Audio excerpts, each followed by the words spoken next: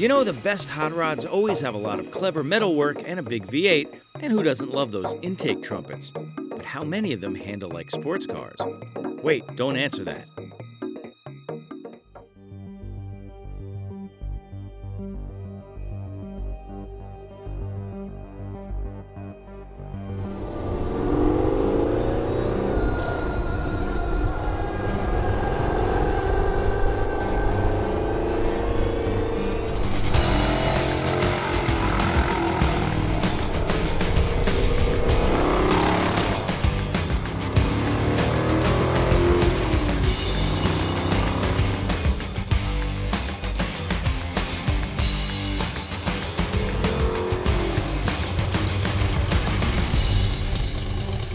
Have you ever heard the phrase, the devil is in the details? Well, that's what I want you to think about when you look at the car behind me.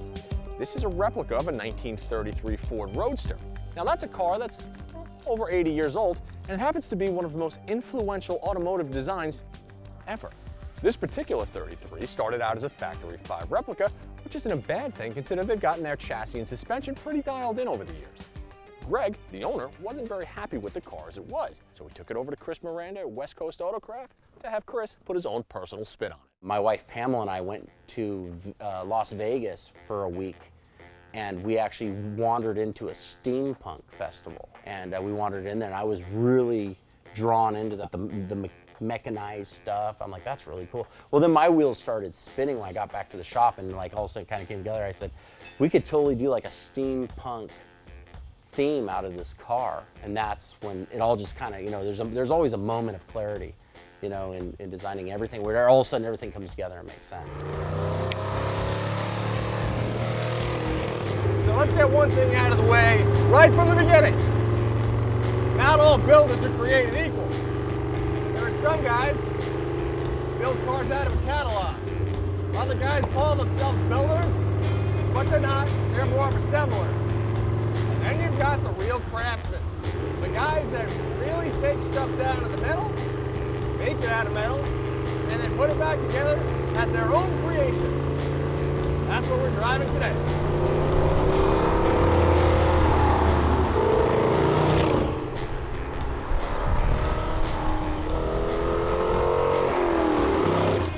So Chris Miranda looks at a box and then breaks out all the sides and creates his own vision. All the panels on this car were beaten by hand. All the rivets were done by hand. The color combination, the windscreen, the velocity stacks, and everything you see was done in Chris's head, and they're put on this platform by hand. He's a craftsman, and there aren't that many of those left in this hobby. However, stick around long enough, and you will run across guys like him. Guys that'll break the mold and still be able to build masterpieces like the one you see behind me. My story is interesting because I didn't actually have any kind of passion for cars or anything like that.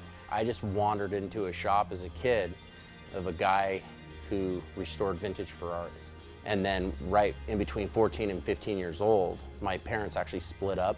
It was either, you know, literally almost going to foster care or run. So at 14 years old, I essentially hit the road, and I went to that guy, and he basically was the only one that would take me in.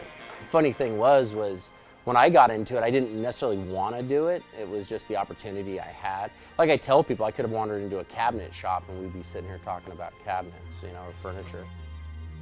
You know, like somewhere in my late 20s, like it set in one day. Like I woke up and I said, you know, this is pretty cool what we do. It's pretty cool. You know, we were looking for cars to open up this season's big muscle. And last year when we filmed Jeff Ritchie's Camaro, all of a sudden Chris just happened to show up with this car. How do you go somewhere with this car having our jobs and not say, we gotta film that? The answer is you can. You have to film it. You have to. Well, it's hard to build soul into a car, right? And it's hard to build kind of a feeling of history into a car. But the way this was done, with that kind of new antique vibe to it, it works. It really just works. Like I said, if Satan was into steampunk, this is what he'd drive. You know, he'd have kind of a monocle in his eye and big cane with a copper tip on it, copper horns on his head, and he'd be loving this thing. He'd be driving fast and stealing souls every moment he could. Kind of what the car makes you feel like.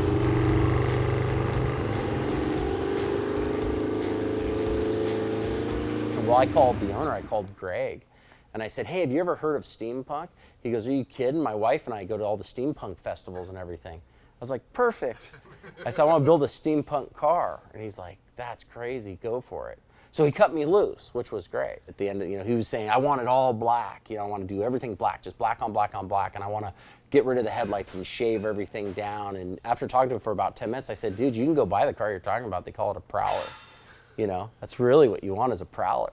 And he laughed, and it was like once he got that visual in his head, he was like, you're right. And of course, he asked the golden question, which was, well, what would you do with it? And I said, what would I do with it? I would do everything to it I could do to get away from the fact that it's a fiberglass kit car. First off, let's just get rid of every piece of fiberglass on the car.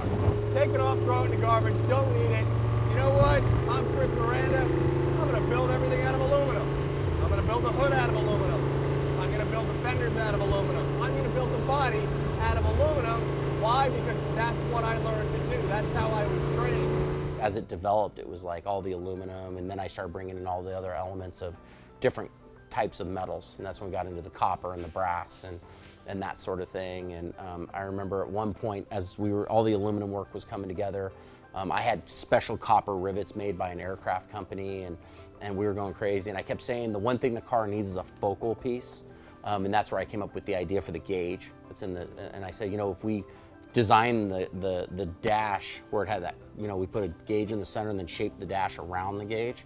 I said that would be really cool. And then looking through the steampunk thing, they're really into clocks and gears. I said we need to make it look like a clock.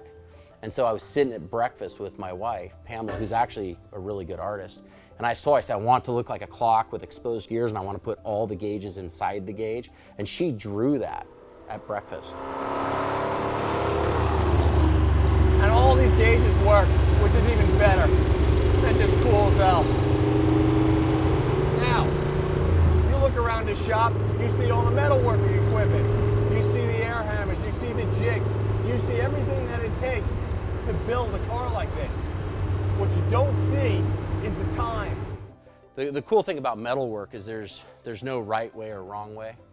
Every metal guy kind of has his own way of doing it, and I've been fortunate enough to work with a lot of really great metal people, and it's like everybody I work with, I learn something new. And rather than getting stuck into one discipline, like some guys just wheel, some guys just hammer, I learn, where each machine does its best work, and I kind of put it all together. The machines are just as much fun as the cars, I think. Yeah, I like it. It's more than just a tool for me. It's a collectible, and I'm passionate about the machines. This is a World War II era Urco 476, shrinker, stretcher. And then this is a Pullmax P5. But the cool thing about the Pullmax is it's unlimited in what it can do. There's a lot of different tools made for it, and then as you own one, you end up making your own tools. When I was younger, I always had old machines because that's all I could afford. And then as I made more money and got, built up a little savings, I'd go buy newer machines. I'd find out that the newer machines are just junk, when they built machines in the 30s and the 40s, they built that stuff to last forever. Picasso said you had to learn all the rules before you could break them as an artist. And guess what? That's what Chris did. He broke a lot of rules with this car, to the point where people have no idea that this is, or that this started as a factory 5. Mechanically, what do we got here? We got a 510 cubic inch Ford big block with fuel injection. We got an 8.8 rear with 355 gears, a TKO 600 training 5-speed. It works great. What's cool is that driving this thing, visually, it's amazing. We're looking over these massive sets of velocity stacks, going through the corners. It's manual steering, so you kind of have to have your wits about you. And it's a short wheelbase car. That means is that every time you hit a little bump on the road, a lot of times the back wants to catch up with the front, which can be a bit unnerving. However, handling is pretty good. I mean, we're going through these roads right now. The car totally feels landing, feels confidence inspiring, and it drives really, really well.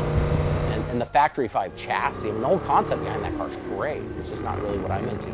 But the technology behind the chassis is awesome. You know, so we just started with the chassis and this engine that he had built by a famous race car engine builder. It's called Freight Train Peters, is this guy's name. And he just builds engines for like stock cars and sprint cars and that sort of thing. I want to say this, the car weighs around 2,000 pounds, a little bit more. It makes 650 horsepower. Just over 2,000 pounds, 650 horsepower. That is a shit ton of power in a car like this. And you do have to be careful because it will bite you if you are not. But like, get on it. And yeah, sounds like the gates of the Viking Wars woke up. Accelerate the velocity stacks and just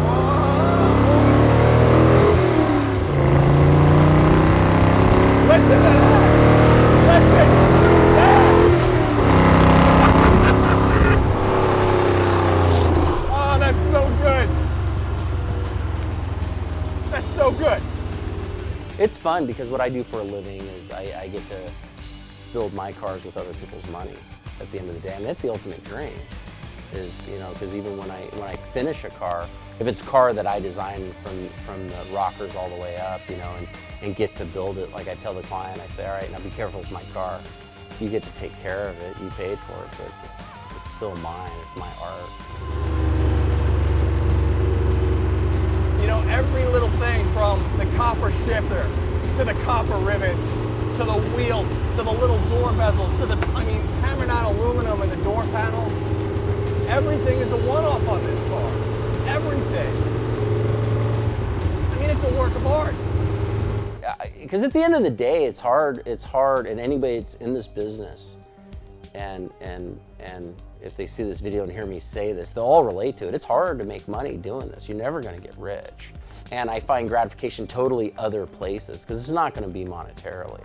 So if someone comes to my booth and they have a bunch of money to build some crazy car, that isn't what interests me. I would take a job that paid less because it was going to mean the car was going to be significant. There has to be passion, it has to be mutual both ways. Because if the client's not getting passionate about it, or the client doesn't have deep satisfaction in it, then it surely wasn't worth it. Or I need to really love the car, and I'll probably end up buying it from it if I can, you know. What a great job. What a great job we have. I love my job.